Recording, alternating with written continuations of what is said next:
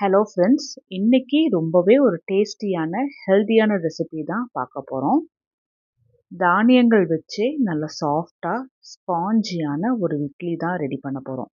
So weight loss பண்ணுறவங்களா இருக்கட்டும், sugar இருக்கிறவங்களா இருக்கட்டும், தாராளமாக இது போல் இட்லி செஞ்சு சாப்பிட்லாம். இதில் அதிகப்படியாக ப்ரோட்டீன்ஸ், ஃபைபர்ஸ் இருக்கிறதுனால நிறைய ஹெல்த் பெனிஃபிட்ஸ் இருக்குது. இந்த இட்லி செய்யறதுக்காக பவுலில் 1 டம்ளர் கருப்பு சுண்டல் எடுத்திருக்கேன். கருப்பு சுண்டலில் அதிகப்படியான proteins, fibres, iron, vitamins and minerals இருக்குது. அதே டம்ளரில் 1/2 டம்ளர் பாசிப்பருப்பு. பாசிப்பருப்புலேயும் அதிகப்படியான ஃபைபர்ஸ், ப்ரோட்டீன்ஸ்லாம் இருக்கிறதுனால டைஜஷனுக்கு ரொம்பவே ஹெல்ப்ஃபுல்லாக இருக்கும். பிளட் கொலஸ்ட்ரால் கம்மி பண்ணுறதுக்கு ஹெல்ப்ஃபுல்லாக இருக்கும். அதே டம்ளரில் 1/2 டம்ளர் கடலைப்பருப்பு. கடலைப்பருப்பு பிளட்டில் இருக்கிற சுகர் லெவலை கண்ட்ரோல் பண்ணும். அடுத்ததாக 1 டம்ளர் கொள்ளு. கொள்ளில் அதிகப்படியான ப்ரோட்டீன்ஸ், ஃபைபர்ஸ், அயன், கால்சியம் இருக்கிறதுனால கொள்ளு வெயிட் லாஸ் பண்ணுறதுக்கு ரொம்பவே ஹெல்ப்ஃபுல்லாக இருக்கும். அதே டம்ளரில் 1 டம்ளர் கருப்புளுந்து. கருப்புளுந்தில் iron, calcium, magnesium, phosphorus, zinc இருக்குது. அதனால நம்மளோட போன் ஸ்ட்ரென்த், ஸ்கின் ஹெல்த்துக்கு, ஹார்ட்டோட ஹெல்த்துக்கு ரொம்பவே ஹெல்ப்ஃபுல்லாக இருக்கும். எனர்ஜி லெவல்லையும் அதிகப்படுத்தும். இதில் 1 டீஸ்பூன் வெந்தயம். வெந்தயம் பிளட்டில் இருக்கிற சுகரை கண்ட்ரோல் பண்ணுறதுக்கும் கொலஸ்ட்ரால் லோவர் பண்ணுறதுக்கும் ரொம்பவே ஹெல்ப்ஃபுல்லாக இருக்கும்.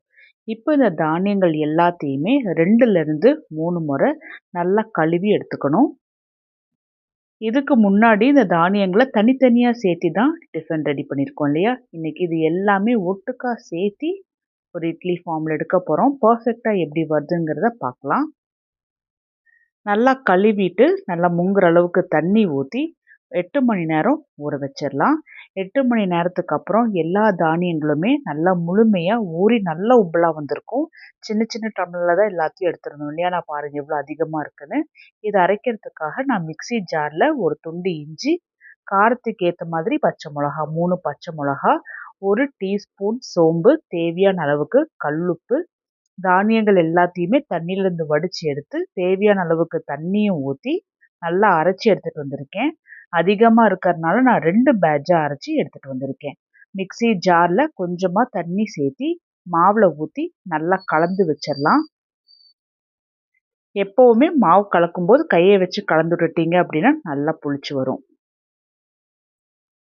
இந்த மாவை ஒரு 6 மணி நேரம் புளிக்க வச்சிடலாம். 6 மணி நேரத்துக்கு அப்புறம் பாருங்கள் மாவு நல்லா பர்ஃபெக்டாக புளிச்சு வந்திருக்கு.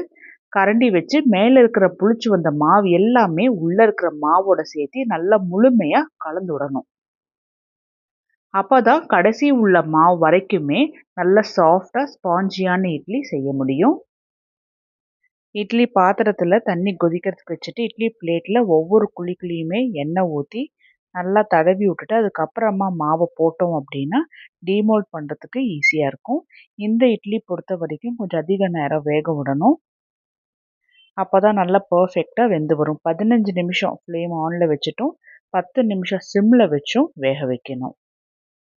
தேங்காய் சட்னி இது போல் செஞ்சு பாருங்கள், டேஸ்ட்டாக இருக்கும். மிக்ஸி ஜாரில் 2 துண்டு தேங்காய் சின்ன சின்னதாக கட் பண்ணி போட்டுட்டு காரம் தேவையான அளவுக்கு பச்சை மிளகா, நான் 3 பச்சை மிளகா போட்டிருக்கேன். இது கூட 3 சின்ன பூண்டு, 1 துண்டு இஞ்சி, 1 சின்ன வெங்காயம், 1/4 டீஸ்பூன் ஜீரகம், தேவையான அளவுக்கு உப்பு, 2 டேபிள் ஸ்பூன் பொட்டுக்கடலை போட்டு நல்லா அரைச்சிட்டு அதுக்கப்புறமா தண்ணி சேர்த்து அரைச்சி எடுத்துகிட்டு வந்துடுங்க. அப்போது திப்பி திப்பியாக இல்லாமல் இருக்கும். மிக்ஸி ஜாரில் ஒரு 1/2 டம்ளர் தண்ணி ஊற்றி அதையுமே சட்னியில் ஊற்றி நல்லா கலந்து விட்டுறலாம்.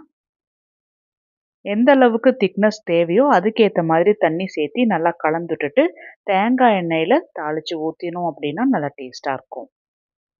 தாளிப்புக்காக கடுகு, ஜீரகம், உளுத்தம்பருப்பு, வரமிளகா, கருவேப்பிலை தான் நான் போட்டிருக்கேன். சட்னியும் ரெடி ஆகிடுச்சு. அதே சமயத்தில் இட்லியும் நல்லா ரெடியாகி வந்திருக்கு. இட்லி நல்ல பர்ஃபெக்டாக, நல்ல சாஃப்டாக, நல்ல ஸ்பாஞ்சியாக இருக்குது.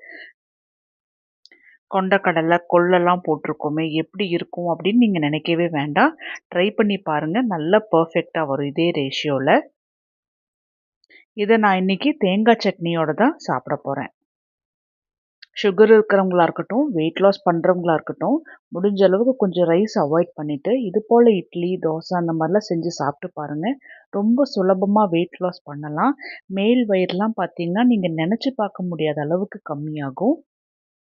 இது போல் ரெசிபீஸுக்கு நம்ம சேனலை சப்ஸ்கிரைப் பண்ணி வச்சுக்கோங்க.